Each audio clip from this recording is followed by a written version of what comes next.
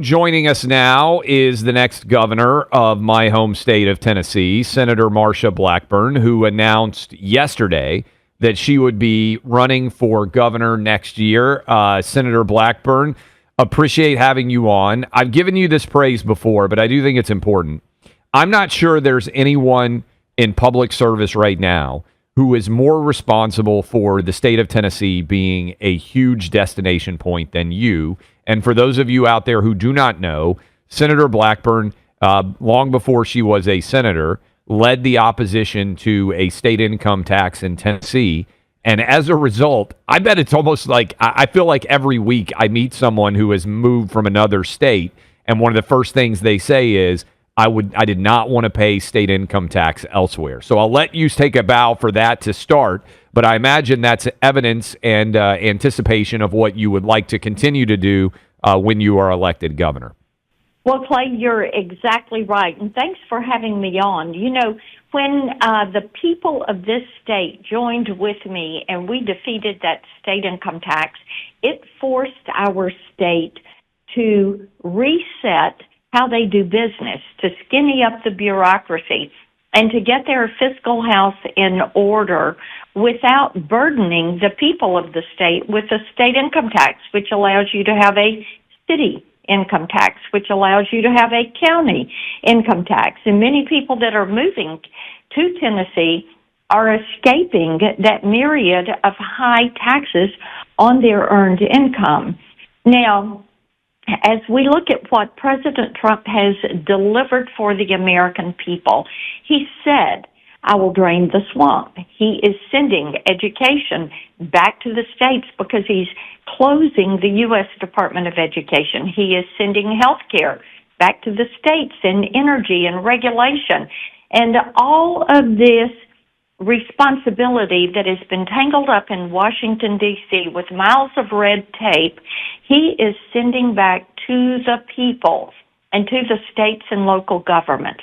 So this is the chance to reset our state so that as that authority comes back, we in Tennessee, who are great innovators, we who believe in a small central government, what we will do is position ourselves to be America's conservative leader for decades to come. What do you think? And we're talking to Senator Marsha Blackburn, who has announced she's running for governor. You just ran through there a lot of the things you want to do. How do you think the job of senator, where you have been for a little while, is going to be different than governor? And why do you think you're better suited as governor going forward? Well, one of the things that pertains to both of those and to all public service that I think is important is that you realize you are there to be responsible to the people, which is something we have always done. And I think it's also important to realize that leadership means that you actually lead people, you manage assets. And that is something I have a great track record of doing. It is up to the governor of the state to set that agenda. We know in Tennessee, the primary issues that people are focused on are having a world-class economy and jobs growth, wage growth, having educational opportunity and a world-class education for our children so that they're able to fill those jobs, advanced manufacturing and research work and a technology advancement, emerging technology, jobs that are coming into the state. And the other is the issue of crime, public safety, and illegal immigration, how that figures in to that public safety and crime. So these are all being sent back to the states, and that's what Tennesseans are wanting to see action on. 100%. I was just talking about the fact that on my last trip to Memphis, my middle son had an athletic event. I realized that I had forgotten a cell phone charger. And when I went down to the front desk at the hotel, it wasn't even very late, 8:30 at night, something like that.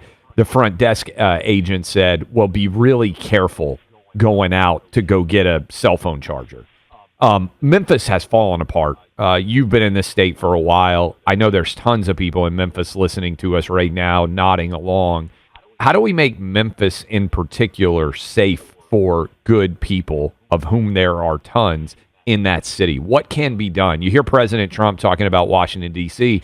Memphis has a way higher rate of violent crime than Washington, D.C., and Washington, D.C. is too high. What can we do? Yes, and one of the things that I've done, and by the way, State Senator Brent Taylor in Memphis is doing a remarkable job.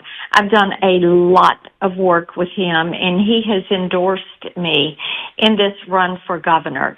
And one of the things that I've done is work with Kash Patel, who's the director at the FBI, and Attorney General Pam Bondi, and we have surged FBI resources and federal law enforcement resources into Memphis because it is imperative that we break apart these gangs that are there in Memphis and the surrounding area.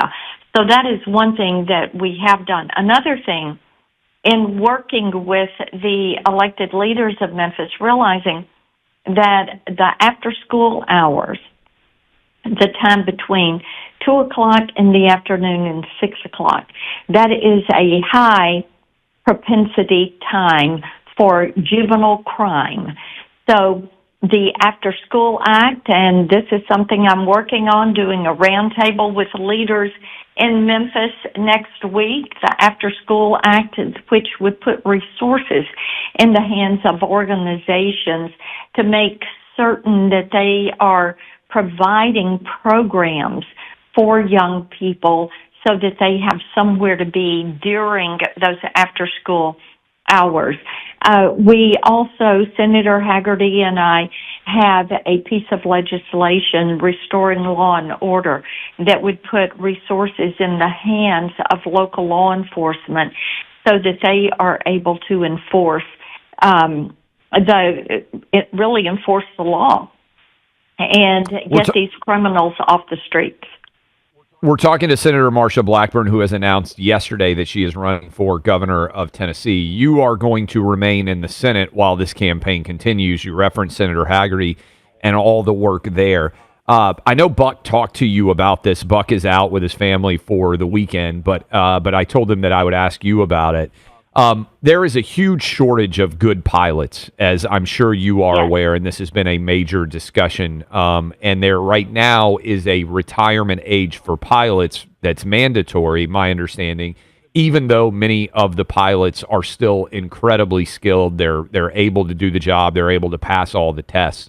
What can we do? And certainly this has been a big topic of conversation after the an unfortunate, awful incident that happened in the D.C. area where so many people lost their lives. What can we do to ensure that the best pilots can continue to pilot for us going forward? What's the latest on that? Yes, and Buck and I discussed the legislation that I have that raises the retirement age for pilots. What has happened, pilots are pushed out of the cockpit on commercial flights when they turn 65, the day they turn 65. Now, it's sort of silly to believe that at 64, they are capable, but when the clock ticks over on that day of their birthday, they are no longer capable to fly. So what pilots are doing is working for charter flights and working for corporations once they hit that retirement age. So raising that retirement age so they can stay in the cockpit as long as they are meeting the medical test and the health requirements for a pilot. And having them, instead of once a year, twice a year, do those medical checks. But everybody knows we need more pilots. I mean, my goodness, so many of us have raced to the airport and gotten through security, and we make it to the gate with kids and luggage in tow, and then we find out that we're waiting on the crew. The plane is there, but the crew is not there. So we're delayed 15, 30 minutes, an hour waiting for the crew, and we're worried about making the connection on the next flight so we can get to the destination. So a way to help solve that is by increasing this age by which pilots are allowed to stay in the cockpit. It's a good piece of legislation, and you're right. There are a lot of good things that we're working on and will continue to work on until we get sworn in as governor. And our Kids Online Safety Act, a privacy bill for consumers in the virtual space. We have never done that. Those need to be passed. We have legislation to protect people from AI and some of those harms, to put some guardrails in place. We need to do that. We're going to continue working to confirm good judges, constitutional originalist judges, to the court. That will be on our plate. Our community care for veterans is something we've made a tremendous amount of headway on this year. And we're continuing to push that so veterans get the care they need, where they need it, when they need it, without having to drive 2 or 3 hours to the VA hospital and sit in the waiting room and wait half the day. And so we're making headway on community care. Our moving agencies out of D.C., we're making headway there. Secretary McMahon at the Department of Education is really devolving that and removing it. You've got the USDA, Secretary Rollins, where our work there, they've moved about half the USDA staff out of D.C., and those jobs are now in regional offices across the country.